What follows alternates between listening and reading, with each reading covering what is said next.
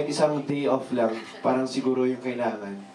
Just to get the, parang ganon yung kwento. Pero you know, that's a price to pay. So, if you're here, just remember why you're here na lang. Don't, di ba? So, the more you work, the more people will see you on TV. Parang iba na yung time eh. Yung time before was for yourself.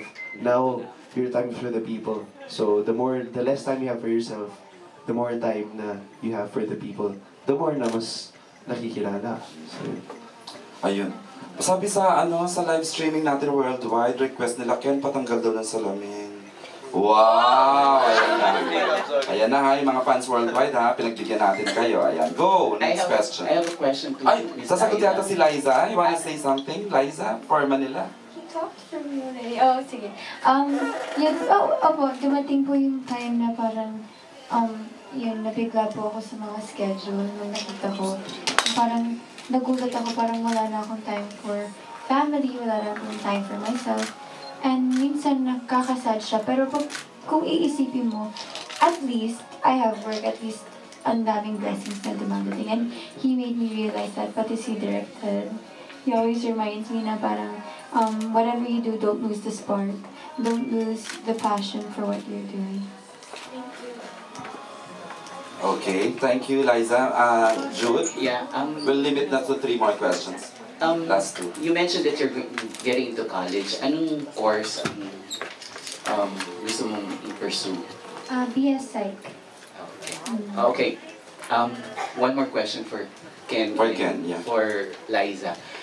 Since tapos na yung Forevermore, Ha? Tapos na? China. Joke. Nasa DVD ako na. forever. Wala natapos. no, the series. Okay, so,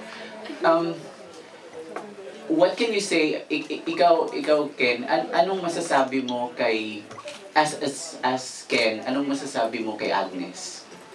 And for Liza, yes. And for Liza, as Agnes, anong masasabi mo kay Ken? Wow, para kay Agnes, it's been a long journey. From the start, not knowing what was gonna happen, hanggang sa roller coaster ng mga nangyari sa story, hanggang sa dulo. Sa last scene with Agnes, parang yung last scene na ginawa namin sa mountains, parang it wasn't the right ending that we wanted to end sa Forevermore. May isa pa yung eksena pa dapat, pero hindi na umabot. So, yung last scene dun sa mountain, may karugtong pa dapat dun. Pero ginawa na namin, dahil wala na oras, we made it the last scene. So we changed the script. And pagdating dun, biglang umulan ng sobra. Sabi, ano ba yan? Last scene na namin to? Late na, parang hindi na ito aabot. So parang, yung script, so hindi na namin mabasa yung script kasi umuulan na. Pero na-run down namin. So parang si Direk Cathy, o sige na guys, kayo na yan, alam niyo na yan. Parang sa whole show, parang ginaguide ko kayo, parang, I'll give this last scene to you guys. Alam niyo na yan, kayo na. So parang, nabigla kami, parang, okay, Sandra Agnes.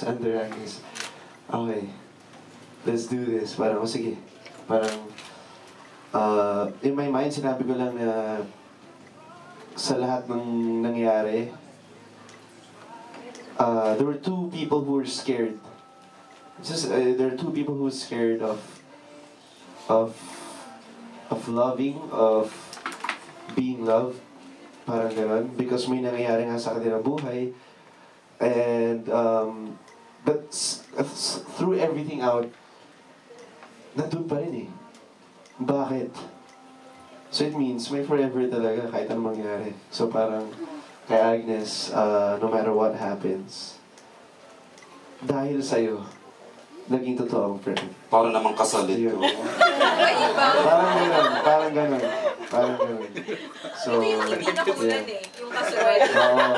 So, Yun. so yun tinapos na namin yung, tsaka yung last lines doon, kami nang bahala, adib-adib na yun, my forever nga.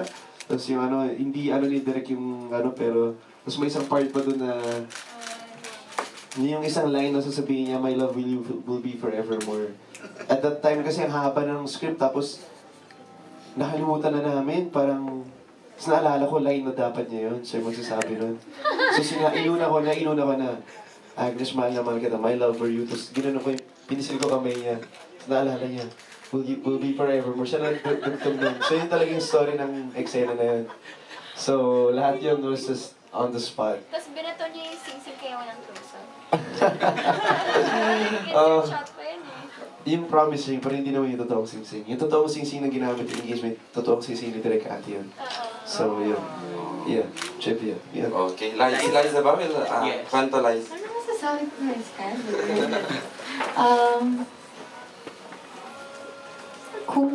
wait, this is not from Agnes's point of view, di ba? From my point Yes. of view. Oo. Siguro masasabi ko, magsa-slow clap ako para kay Sander kasi he never... Yeah, slow clap. Kasi he never gave up on Agnes, no matter how hard she was for the longest time.